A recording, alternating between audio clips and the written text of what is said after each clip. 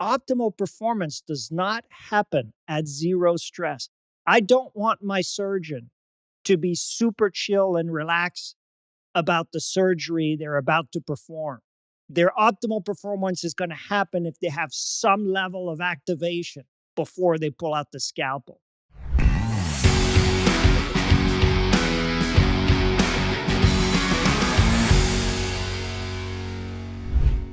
All right, let's kick off today's show. Today, we're talking with investment and leadership expert Sebastien Page about how sports psychology, self-awareness, and positive psychology makes you a better leader. Sebastien is a chief investment officer and head of global multi-asset at Rowe Price. His new book is titled The Psychology of Leadership: Timeless Principles to Perfect Your Leadership of Individuals, Teams, and Yourself. And today he shares how some stress actually boosts your performance, why ambitious goals can cause dangerous goal-induced blindness, and see how your facial expressions impact entire teams. Welcome to the show, Sebastien. So great to have you. Thank you. Johnny and I were chatting a little bit before the show about how the book combines three of our favorite strains of psychology: sports psychology, positive psychology, and personality psychology. How did this project come together for you? Well, AJ, maybe I should ask you which one of the three is your favorite. Is it like picking a favorite child? It is. We dabble in all three, and a lot of our clients are familiar with all of them as we talk quite a bit about them inside of our coaching programs. For me, I was actually struggling at work when I started working on this book, and it started with sports psychology. I went to see a sports psychologist, and he happens to be a pro athlete. He plays handball, the sport that looks like squash, but you actually walk the ball with your hands. Yeah. He has 40 national titles. His name is Dr. Daniel Zimmett. So he's a sports psychologist and he's a pro athlete who's clearly mastered the mental game. So I sit down with him and he starts telling me the story of the best match he's ever played at handball. And he remembers everything, where the ball was at each point. And then there's a moment where he's on his knees. He's recounting this like it was yesterday, even though it was 10 years ago. And he's almost got a tear in his eye. And his point was he was playing a much stronger player. And then, AJ, John, the story is a complete letdown because he goes, oh, and then I lost the next 2 points. He actually lost the match. And that was the kernel of how does someone describe their best match ever as a match they've lost? And for him, it was now I know I'm a strong player who can play a much stronger opponent. This has been a step change in my skills. Sports psychology is fascinating because, it's not about winning at all. It's all about losing and what you learn from those losses. So it's fascinating that way. And it's also, I'm in the investment business. It's also about resilience when you don't know what the outcome is going to be. And that touches investments, it touches sports, it touches many areas in life. But so I started with sports psychology, then I became completely passionate, engrossed into positive psychology. And maybe if I had to pick one in terms of how fun it is to use, I might actually pick personality psychology, which is the third part of the book. So I don't know. You declined to pick one of the three? Yeah, well, it's funny as we walk through the book because flow is something that we talk about with our clients in terms of socializing and building relationships. And obviously, from a sports psychology background, like flow is exactly what your mentor was sharing, being able to recall every last detail, fully immersed in the moment. So much so that 10 years later, he feels like he's still there. That's what flow is. And yet, flow has such an impact on our performance outside of sports completely in so many areas and facets of our life. And it's underestimated in business. There's a crisis of employee engagement in the business world. If you look at the surveys, they're really bad. Like if you go and ask people, are you engaged in your work? You'll get like 70% feel disengaged from work. That's horrible. And we don't talk about flow a lot in business, but it's super important. And you can generate flow by giving more frequent feedback, by gamifying parts of the work. And here's what I talk about in the book that is completely underestimated. flow is not just an individual concept. Right. You can get in flow as a team. We're having conversation right now, AJ. We're in flow. I hope we're going to continue to stay in flow, right? And conversation, even if you go back to the origins of the research. Now, I might challenge you to pronounce the name of the founder, the discoverer of the theory of flow. I can't pronounce his name. It's Mihaly Csikszentmihalyi, something like that. I don't know if you want to give it a shot. But he was talking about flow in conversation and in teams.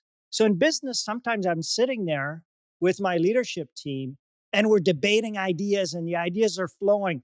We lose track of time. Our intellect is fully engaged. I look around the room and then go, oh, the team is in flow. I mean, think of an orchestra or a soccer team, for example. So there's a lot to explore with flow, not just in sports, but in business as well. Another key principle in the book around sports psychology that I think a lot of people don't recognize is stress management. So when we think about performance at a high level, we think about these athletes feeling no stress. When in actuality, there's an optimal amount of stress for peak performance. And when you understand that, you can use stress to your advantage. So let's unpack that principle because that one really stood out in part one of the book. And I know for so many in our audience, they're struggling with stress, feeling disengaged at work, and feeling overwhelmed in so many areas of their life. And yet, stress has such a negative connotation to it. Okay, AJ, if I had to say in this broad exploration of sports psychology, of positive psychology, of personality psychology, I know I picked personality as the most fun, but the number one finding in my journey, and that's why I spent a few chapters on this in the book, is about how we should handle stress. We all think that stress is bad. It'll kill you if you monitor your cortisol levels. If you're completely stressed over the top, you're going to burn out. It's really bad. But the idea that we should go through life at a zero stress level is extremely misguided. And athletes are the best example. The sports psychologist I mentioned earlier, Daniel Zimmett, he said athletes are incredibly stressed and neurotic. Now, sports psychologists actually reframe it. They don't like to talk about stress when they talk about resilience. They like to reframe it into activation, if you can, excitement, and so on. But the idea is that the optimal stress is not zero. Your performance will peak at a certain stress level, and that is not zero. And psychology has these curves that you can illustrate even as a thought experiment, right, AJ? Like you might be improving your performance as you get more anxious about it because you prepare more, you're more present, you have the adrenaline to help you out. And then at a certain point, you peak. And after that, you choke and you burn out. And that's the negative effect of stress. But just that realization, these are called Yerkes-Dodson's curves. Just that realization for me was a big relief because I was kind of beating myself up for just, it's a high level, high pressure job for I thought I'm not handling stress well enough. And, I really love what Tim Ferriss said. He said, embracing stress is a superpower. I think there's a lot of insight in there. And, we all want to be like Neil Armstrong. In the book, I talk about how Neil Armstrong, when the 1969 first man moon landing mission went wrong, for most of the mission, I mean, the radio was out, the communication was out. He had to take manual control for most of the mission. His heart rate was at 75. 75. And that's a resting heart rate for a lot of people. Now, when it actually landed, he peaked at 150. So we all want to be like that, and we think leaders should be like that. But that's kind of misguided. You don't want to go around in life beating yourself up when you feel anxious. And the realization that optimal performance happens at a certain stress level or anxiety level or activation level is really liberating and helpful. I mentioned Neil Armstrong because we all have different stress curves. You might be very resilient and you might actually peak in performance at a high level of stress. And some people really have a hard time handling a small amount of stress. So it's person specific. The other thing that's super interesting is it's also task specific. Optimal performance for archery occurs at a lower stress level than optimal performance for powerlifting. Those are two different activities. So if you Yeah. take that to leadership, some task, like I'm not going to go to my research and development team and scream at them and say, you got to innovate right now by tomorrow. That doesn't work. So it depends on the task. There's a couple things that we're missing there, and it is the stress level and how it is framed at three different levels. How it is framed at the organizational level or the company level, how it is framed in your organizational level, so whatever department you're in and how it's framed, and then to the individual. Just like a sports team, it's going to be at a team level of the framing of what it is, to the department of where you are, whether you're on defense, offense, in the linebacker core, whatever that may be, and then down to the individual to what it needs to be framed for you to be the most resilient and responsive to that stress. And if you can't vibe with what that stress level is in the organizational department, well, it's going to be very difficult for you to vibe with the amount of stress put on the individual level. So there's an alignment that goes along with that, that you have to look out for. If you remain at an individual level, you're going to end up disassociating yourself from the team members, and then of course alienating yourself from the company as a whole or the team as a whole. We see it in sports all the time. Some player who manages to figure out his best response system in order to fuel himself and to play at his peak. And at that point, there's the team and then there is him, right? You could argue if you would talk about the New England Patriots dynasty, well, what do you think of? You think of Tom Brady. That is somebody who managed to have all of those stress levels adopted down to his own essence to perform at an incredibly high level. But at any point, if that goes out of whack, then he is now not a force within that unit and in that organization, but the rogue individual who now the team has to make a decision of, are we going to dictate our terms or change our terms to fit this individual and what he can accomplish? Or is the team and the organization more important than the individual? So all of these things need to be taken into context. And John, you have two questions to answer. First, understanding that not every role, every task you're not going to reach optimal performance for every role, every task at the same stress level. So it's task specific. And second, I could not agree more with what you're saying, which is optimal performance is different for different people. Different people have different stress tolerance. So if you're managing a team, whether it's a sports team or you're in business, if you can understand these two different things, that certain tasks require more pressure to uncover optimal performance, and that certain people perform better under pressure and certain people perform better under less pressure, then you can run your team more effectively. But to me, this idea that we should all minimize stress, that we should all go through life at zero stress level, is extremely counterproductive. And in fact, it's going to add to your stress if you feel anxious. Optimal performance does not happen at zero stress.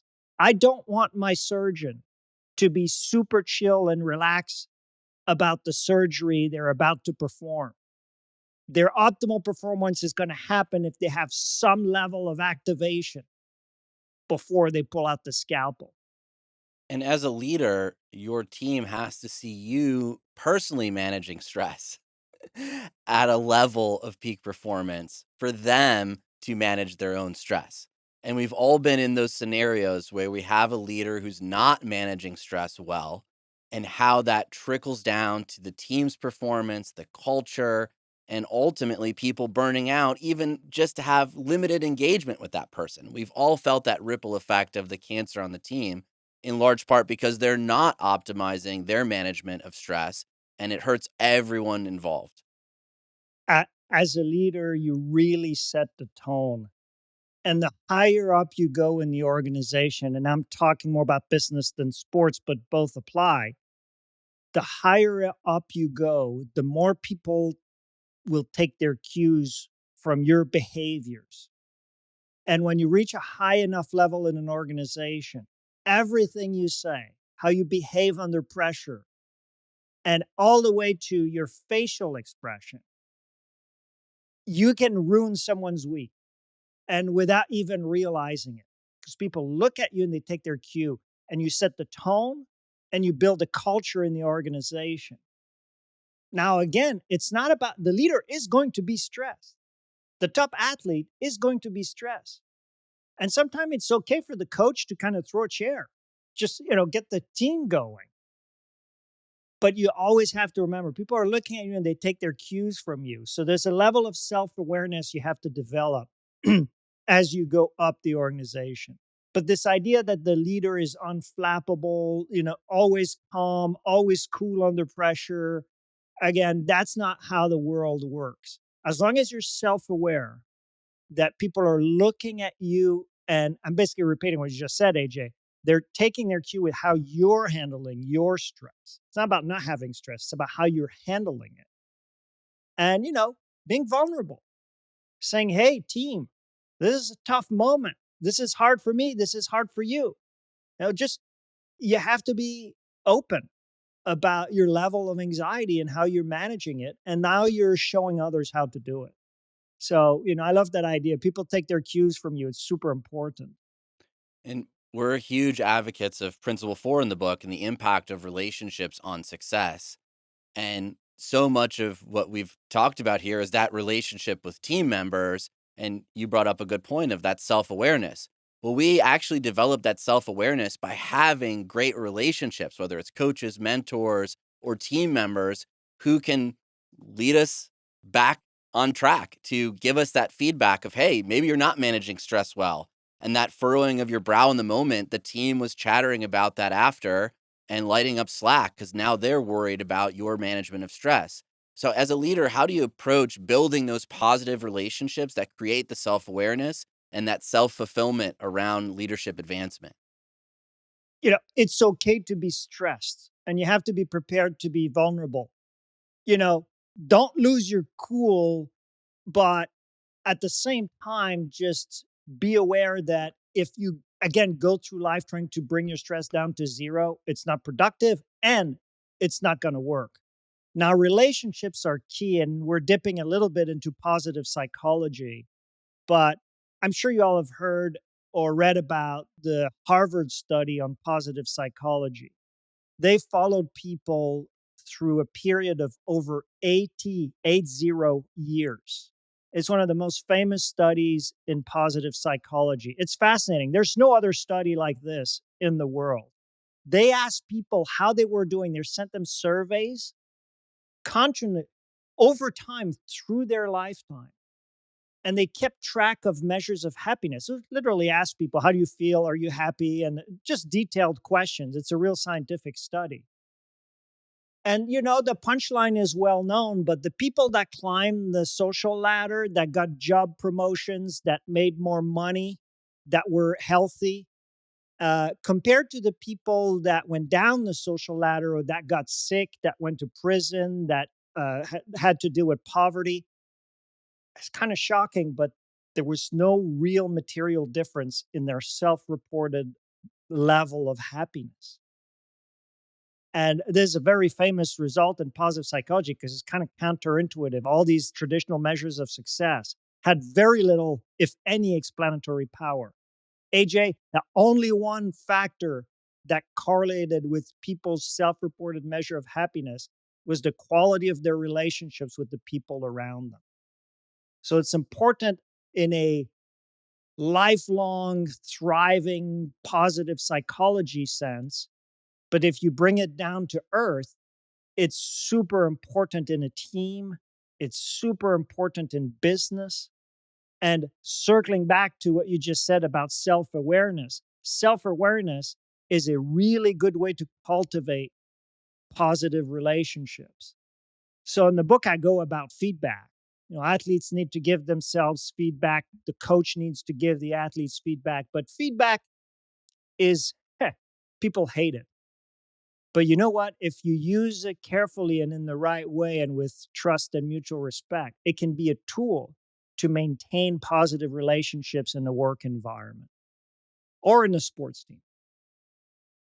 Well, I know so many of our audience members are goal oriented. So I would love to hear how we could set measurable goals for these positive relationships in our life. I talk a lot about measurable goals. They're super powerful, right? We all know that's the basics. These are the basics. You create goals that are specific and measurable and that have a timeline to them. But those also have tremendous downside. I was speaking at a conference yesterday, and I had over 1,000 university students in my world studying finance, wanting to be money managers. And I asked the entire room to talk about or to vote on their long-term goals. And I want to ask you guys too. It was a really simple thing. I said, raise your hand if your long-term goal is either power, gain as much power as possible, wisdom, fame, or wealth, or money. And I asked people to be really honest because I said, look, I know the survey data, this was mainly millennials. But AJ, John, if I ask you, like, which one do you pick? What are you after in your life? And of course, it's a combination. There's a lot in there. But what's your gut reaction to this? Well, I think any of our show listeners who've been along for the almost 20-year ride with us know that it's wisdom and the pursuit of wisdom as it unlocks all of those other things. I believe it is one of the shortcuts to all of those other things. Although I care much, and I know Johnny too, cares much less about fame than any of those. But it's definitely wisdom on our end. And millennials, when you look at the surveys, 80% of them want to become rich. 80. Yeah. And 50% of them want to become famous. And going back to positive psychology and how relationships are important to your long-term ability to thrive and be happy in your life, those are goals that there's nothing wrong with these goals, by the way. It's perfectly okay in my mind and motivating to pursue traditional measures of success. But to the wisdom part, there is definitely more to it. I have in the book a tongue-in-cheek story where I talk about my friend John, who spent his life working for charities, alleviating poverty. And one morning he was eating his cereal and an angel appeared to him. This is obviously a made-up story. And the angel said, which one of those four do you want? Wealth, fame, power, and wisdom. And he chose wisdom. And I explain in the book that at that moment, this was the first time in the history of humankind that someone had reached infinite wisdom. So everyone wanted to hear what my friend John was going to say. Media, lights flashing, cameras. And I go, you know what he said? And this is tongue in cheek with infinite wisdom. He said, I should have taken the money. So that is a way for me to set the stage on asking these deeper questions about what you're really after in terms of long-term goals. A lot of this comes down to thinking longer term than we typically do every day. And the more you think, the longer you expand your horizon, the more you go down to those more fundamental goals. The issue with the millennials, and well, it's for a lot of generations now, is that we have taken philosophy out of school. We have taken the interest of philosophy out of our culture. We have taken the desire to have an understanding of philosophy from everybody. So therefore, the timeline in which we're thinking on is our lifespan, because if you don't have a philosophical understanding, you cannot strive for things that are greater than yourself. AJ and I, we have done a lot of traveling thanks to this company. And one of the things that you get to see in Europe is some of the most amazing, beautiful architecture.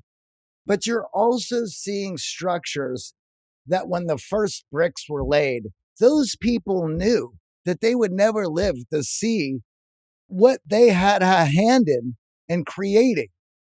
But the desire to be a part of that was there because they weren't thinking about themselves and under their life. They were thinking about their community, the culture that they were building, the enjoyment and of many future generations who are going to be able to experience those things that they had a handle in. So when you ask a group of people who don't have any fundamental understandings in philosophy, out of those 4 questions, what do you want? Well, of course they're going to ask for fame. Of course they're going to ask for power because that is there in the moment. Where wisdom, as you were mentioning, begins to stretch the timeline of what becomes really important to you as a human being and what you are going to leave for generations to come. Well, I know one of the principles in your book is choosing role models wisely, and part of our pursuit of wisdom through the show, and we felt fortunate in a lot of ways to meet some of those role models, is the downside of fame and power and wealth that is not quite clear, especially to those in the audience yesterday, having not experienced what those role models that they have, choosing the wrong role models, in fact have had on influencing what their goals should be. And it's always one of those catch 22s where we have, friends of the show and clients ask us like, oh, who is the most famous person you met? Or what'd you feel about having that one person on your show? Or who'd you look up to the most? And especially being immersed in LA as well, we see those downsides of the fame and the power and the chasing of wealth that many haven't experienced yet. Yet through wisdom, the pursuit of wisdom, we've had this great opportunity to have conversations with you and other fantastic guests over the years who've imparted on us the truths from their leadership roles, the truths and the principles in their lives that have helped guide them to success. So, what is it about, I think, at a larger understanding of leadership that so much of what we think that we know about it is just so flawed and misguided, and it's bumper sticker, and it's not based in the philosophy that Johnny was talking about, and choosing the wrong role models that lead us astray? There are lots of counterintuitive conclusions in my book. And you talk about role models. I have a bit of a fascination with billionaires and I explore billionaires, what motivates them. I love what Johnny said about philosophy, though, to circle back for a second, forcing you to think long term. That's super important to me. And I do touch a little bit on stoicism in there. I actually have this ring on my finger that looks like a neuro ring, but it's not. It's a memento mori ring, which is basically remember one day you're going to die. And that sounds negative, but it's actually very liberating and helps you think about the meaning of what you do. Um, but when you think about meaning, I also like what Johnny said about people building something that would last for multiple generations. And in Europe, where they wouldn't even see the final result, there's a bit of a crisis of meaning too. Um, this story I use in the book is the 3 bricklayers. So are you guys familiar with the 3 bricklayers? I see Yes. AJ's nodding yes. There's a famous story about an architect. It's probably a made up story, but it's about meaning. The architect walks up to 3 bricklayers, and the first one looks a bit depressed and tired. And he asks the bricklayer, "What are you doing?" And the bricklayer goes, "I'm laying bricks, and I'm doing this to help feed my family." Now he walks up to the second bricklayer, and the second bricklayer says, "Well, I'm building this wall here." And what really switches the story is when the architect walks up to the third bricklayer who answers the question, "What are you doing?" with, "I'm super excited about what I'm doing." And he's clearly energized. He goes, I'm building this awesome cathedral. And the story is important because they all three of them have the same job. And in the sort of world of money management, for example, I could walk up to an analyst working on a spreadsheet and they might say, oh, I'm debugging that spreadsheet. Now, another analyst might say, oh, I'm building investment strategies to beat the market. Now, the third one with a greater sense of meaning might say, I'm looking for ways to beat the market to make money for my clients so they can have a more comfortable retirement, right? Three levels of meaning.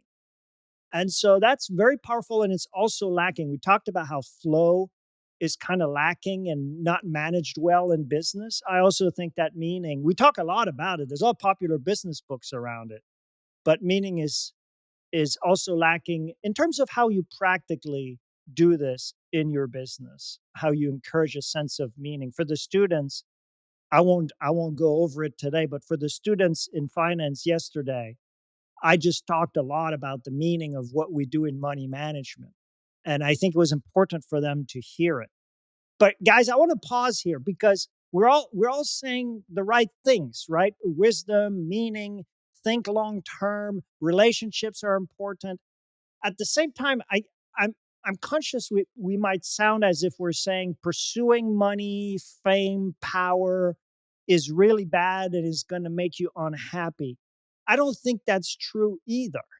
I think being ambitious and having measurable goals around money or whatnot, if you have balance in your life and perspective, and to Johnny's point, if you think philosophically about things, you're just going to enjoy the game much better. So it's more like, to use a statistical term, it's more like there's not as much correlation, association between those traditional goals and the more meaningful goals and happiness, right? So the traditional goals might not be as strongly linked to happiness, but they're not linked to unhappiness generally per se. They can be.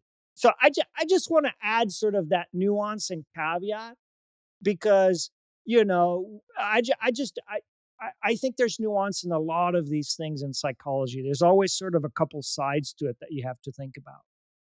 Yeah, and I think, one of the key parts of the book for us is the core values piece to those goals. And when many of our clients sign up to work with us in our coaching programs, they have goals in mind. They want to coach, they want to achieve those goals faster. But oftentimes, those goals are either shared by someone else saying you should reach this amount of money, or you need to be a millionaire, or you need to get this level in Right. your career. And they haven't unpacked, well, what is the deeper meaning behind that goal for me?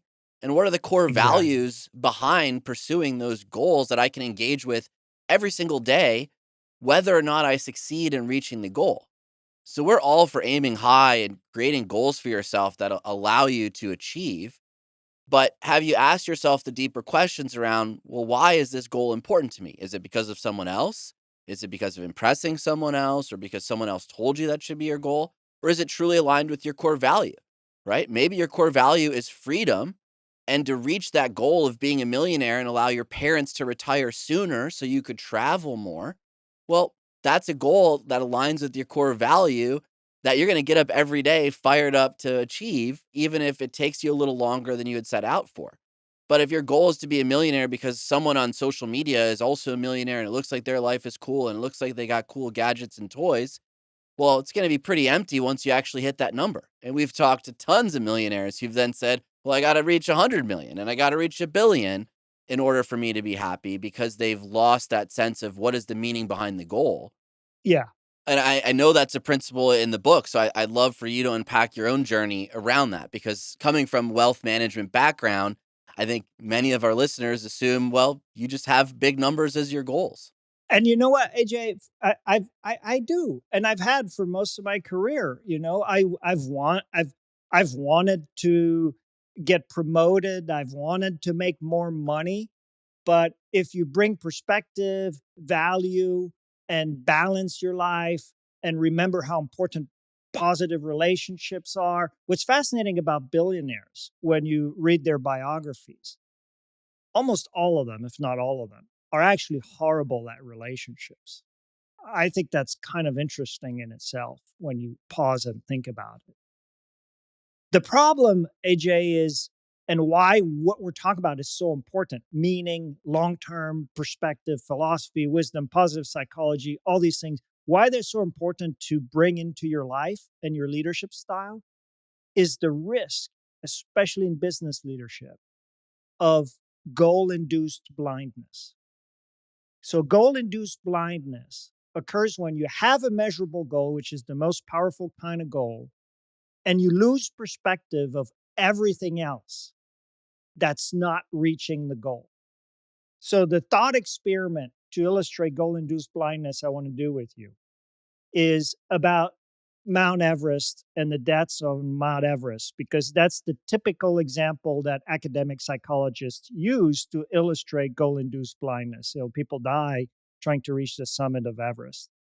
So AJ, Johnny, I think I know the answers, but just for our audience to pause and think about this.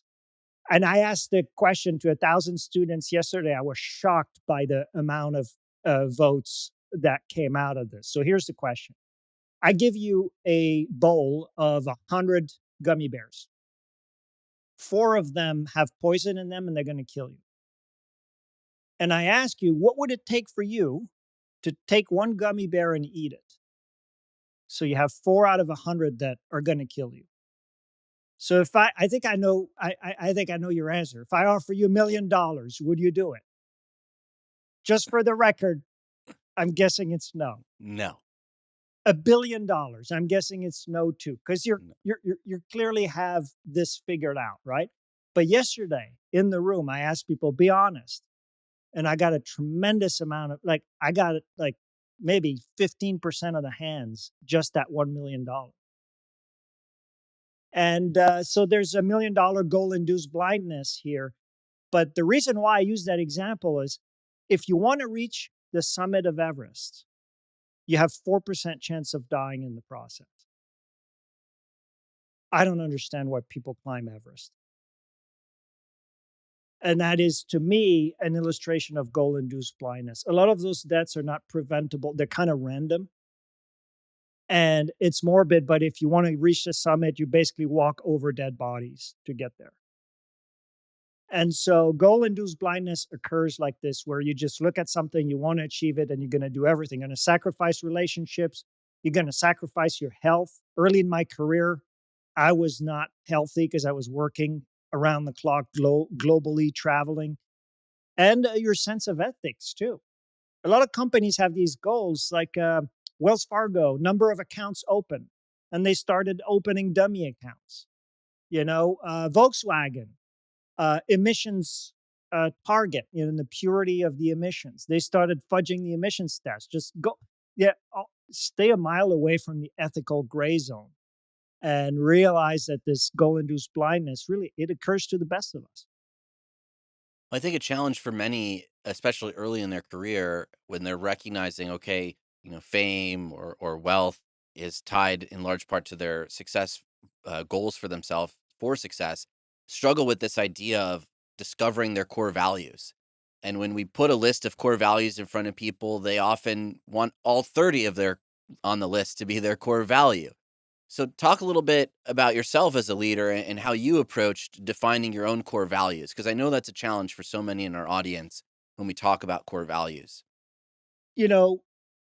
Having the ability to understand people and work to help people in their development is a huge part of becoming a senior level leader.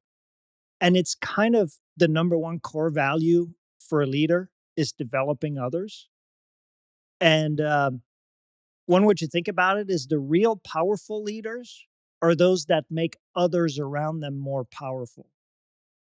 Now, almost all leaders in any organization, they're going to go through this process where they start off as a really strong individual contributor.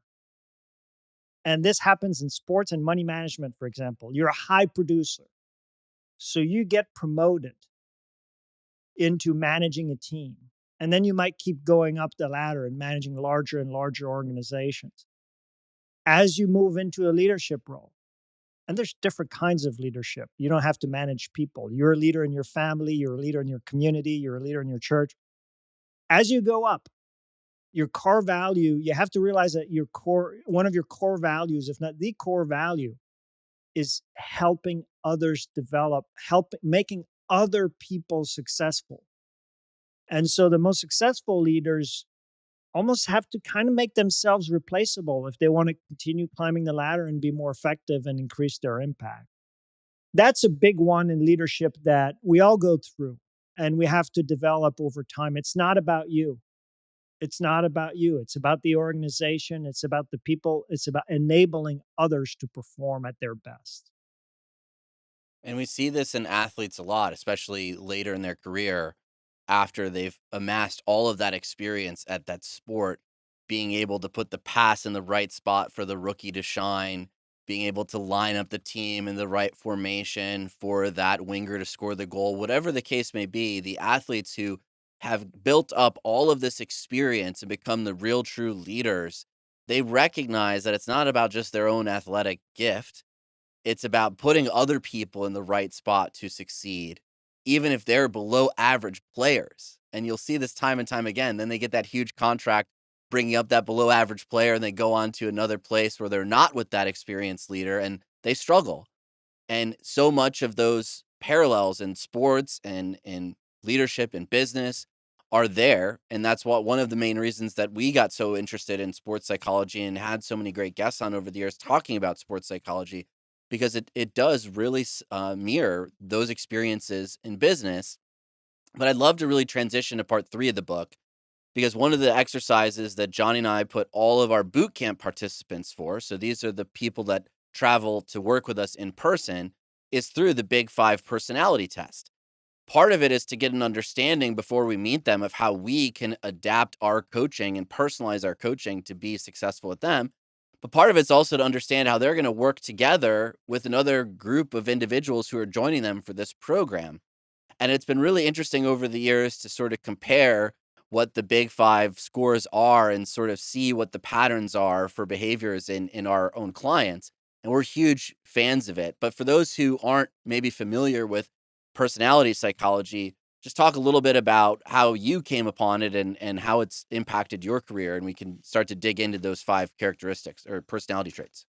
Well, first of all, I love that you're doing that in your business and your coaching. And I love that you're using the big 5. There's a bunch of them. They're all pretty good, but the big 5 is the one that has the most research behind it. We're all familiar with the personality trait, extroversion. Are you an introvert or an extrovert? Now, those traits are not set in stone. They can change over time. They can even change based on the situation.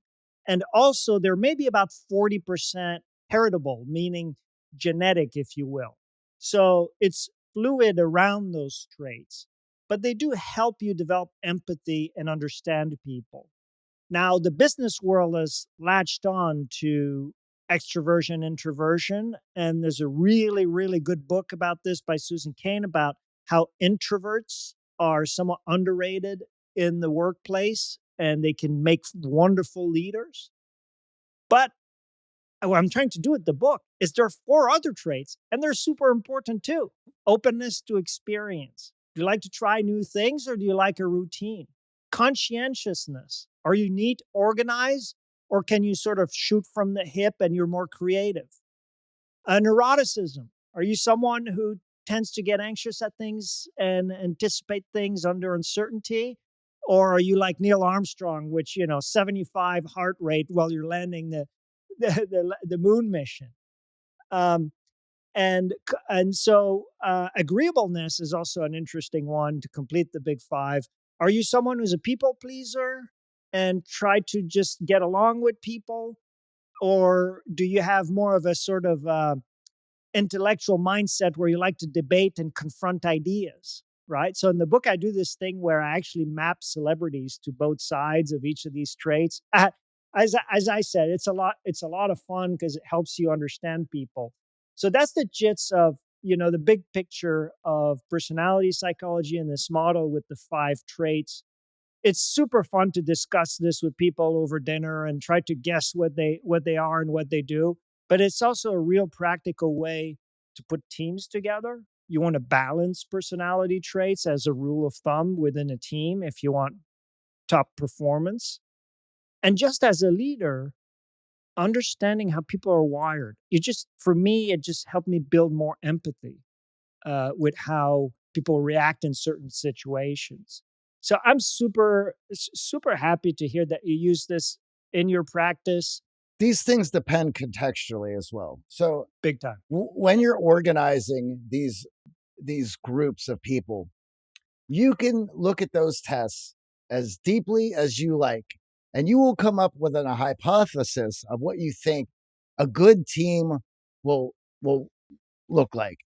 But you don't understand the epigenetics in these people, the things that turn off and on when they're around other traits. And so, sure, put some thought into it. See if you can balance it out. But there's going to be a trial period to see what happens. And you're not going to know how people are going to respond contextually until they're in those situations. So it's also something to have in mind. So it's like you could put all the work in that you want. You could feel great about it, but have an understanding of, let's give this about a month. Let's give this 6 months and see what the result is. If the production and the result is desirable, hey, fantastic. But let's make sure that things aren't going haywire and things are breaking down because until they're in the mix, it's all guesswork. I love this idea of trial and error because those personality traits do change based on situations. And, it's not set in stone. These are loose descriptions of how people tend to interpret the world and behave, but it's not an exact science. So, Johnny, I love your idea of saying, okay, do it, see how people react, see how they behave, see who comes out as an extrovert. And you might be surprised, like your person that is generally an introvert in a certain setting, they might become the extrovert of the situation because maybe they know more or they feel good that day. Or so there's a lot of I agree with you, trial and error. But AJ, Johnny, are you both extroverts or introverts? I'm going to say I've done the test. It's also in my book. When you get to the third part, you'll see my own scores. And I'm mostly an introvert. Where are you guys? Yeah, I'm mostly an introvert, and we've kind of laughed a little bit about where Johnny is on that scale, towards the middle or more introverted. What are your thoughts today, Johnny? I mean, again, it's contextual, isn't it? Depending on it's all contextual. So there's situations where I'm going to be incredibly extroverted. I'm going to be in flow state and I'm going to enjoy myself chatting up the room and having the spotlight on myself. And then there's going to be other moments and other situations where, hey, I'm observing, I'm getting all the notes that I can. I'm learning a lot in this situation. And the result of that is advantageous for me. So again, it comes down contextually. And you might be somewhere in the middle too. You might not just have a strong loading on the personality trait. So how about on conscientiousness? So I know I score high on conscientiousness. I tend to be organized. I tend to be on time. Um, what about you guys, Johnny, AJ? I score lower on conscientiousness for sure. Yeah, as I gotten older, I higher and higher and higher. The more routine based, the better I am. I've always, and JJ's pretty well. I probably definitely more timely, but that's just been ingrained in me from my dad. But yeah, I would guess high on conscientiousness. I think that's one you can develop. I talk about it in the book, but the routines, Johnny, are super important. And if you Yeah, that wasn't practice, there earlier in my life. yeah, and exactly, you can develop conscientiousness, and it's kind of a super trait. If you're extremely conscientious, like too much, you might fall into perfectionism or difficulty delegating tasks because you just want to do it yourself Control it perfectly. all. Yeah. Difficulty delegating. I can definitely on me. But the other one, what was the other one you mentioned? Perfectionism. No, I don't have that issue. I will turn stuff in just to get feedbacks to see how I can do it better. I don't need to have it perfect. But it's interesting that you can just develop some of those traits and conscientiousness. The routines help a lot. What about openness to experience? Like if you're high in openness to experience, you want to try new things, you want to go skydiving, you want to try maybe illicit substances, you want to listen to different music, you're just openness to new experience.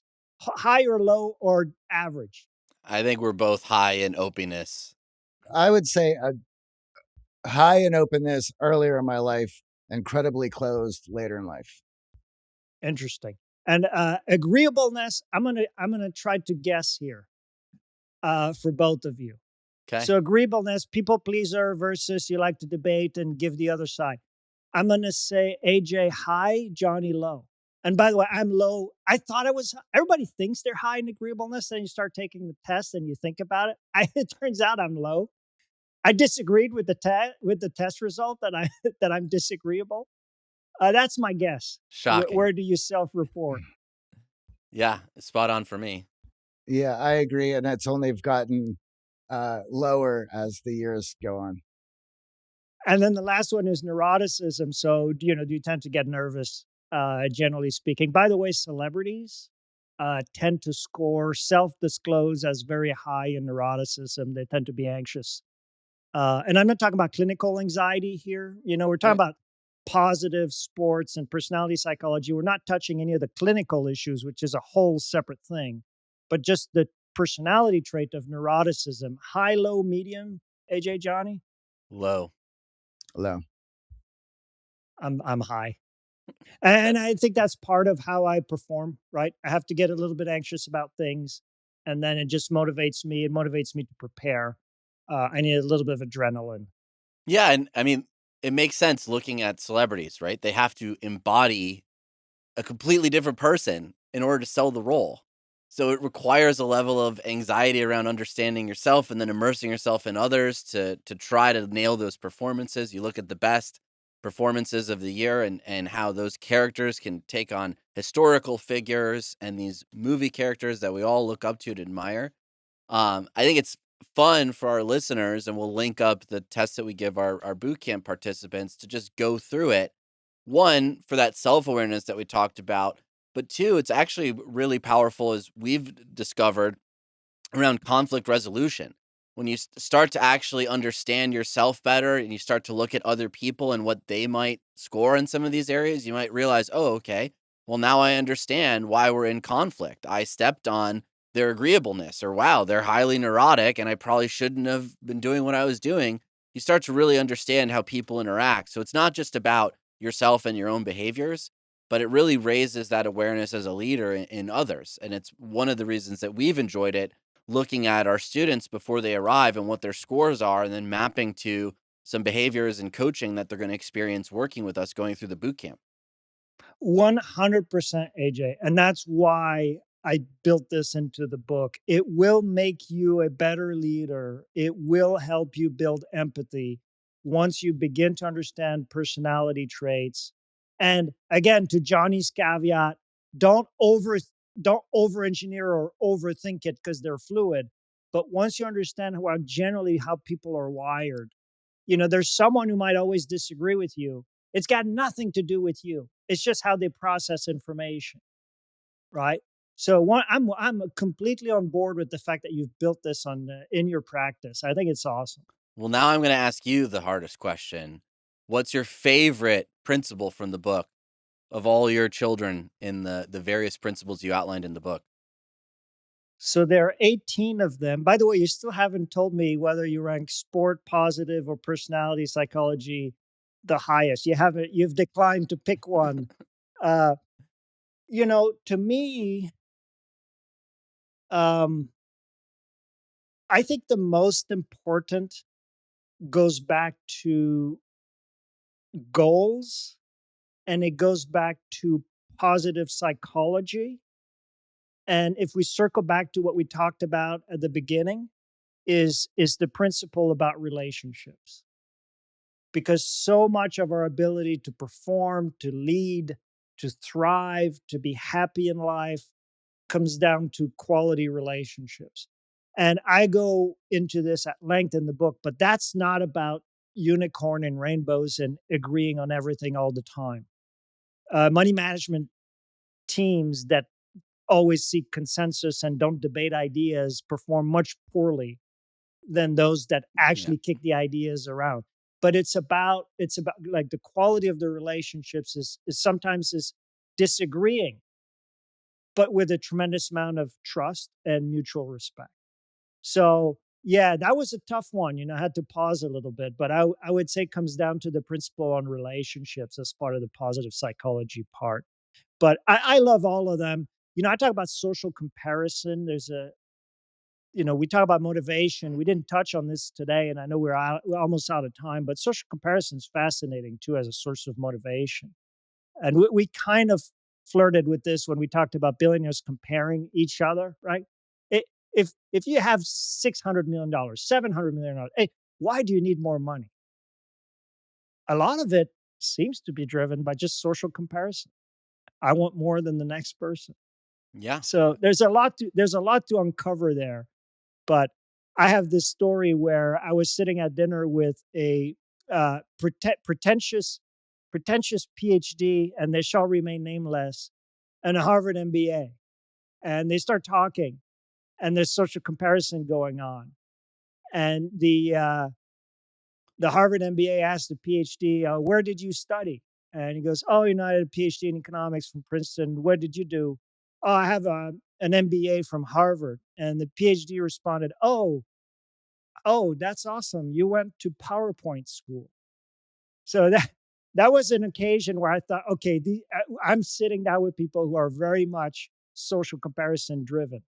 By the way, 10% of your thoughts, statistically based on, I don't know exactly how the research was done, every day involves social comparison. That's like every 10 minutes, you might be spending 1 minute thinking about, oh, am I stronger, faster, richer than this other person? It's a kind of part of the human condition. It is, and it can be harnessed for good. I think Yes, a large part of what we're talking about here, and even in the billionaire category, is driving us to space. So you look at innovation and you look at social comparison, and they're often woven together. You look at automobiles and the comparison between automakers and how they've driven innovation. Well, that comparison is in large part about beating one other person or beating one other company and the person at the helm of that other company.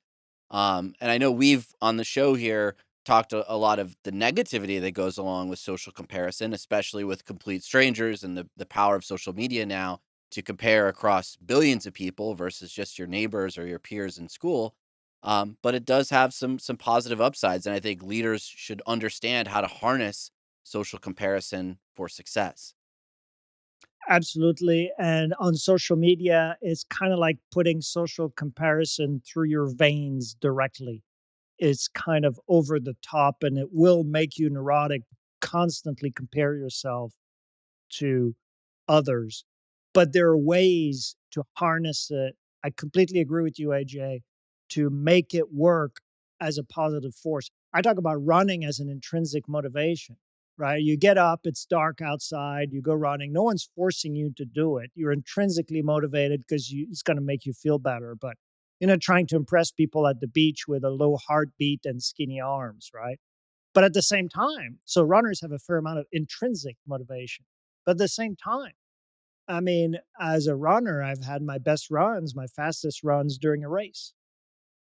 And so in business, for example, right now we're looking at artificial intelligence. I'm thinking about asking my teams, find efficiencies through artificial intelligence over the next 3 months. And I'm going to declare 3 winners who find the most efficiencies. Gamify it, play the social comparison a little bit, make it exciting, a little bit competitive. Nothing wrong with that. Thank you so much for stopping by and having this incredible conversation with us around Thank you. leadership. Where can our audience find out more about the book? The book is for sale everywhere. If you want to go buy it somewhere, go buy it on Amazon. I'm not sure my publisher wants me to say that, but that's the easiest. And the best way to find me, I'm not super present on social media, but my biggest channel is, as you might expect from a business person, on LinkedIn. Thank you so much for stopping by. We really appreciate it. Thank you. Thank you.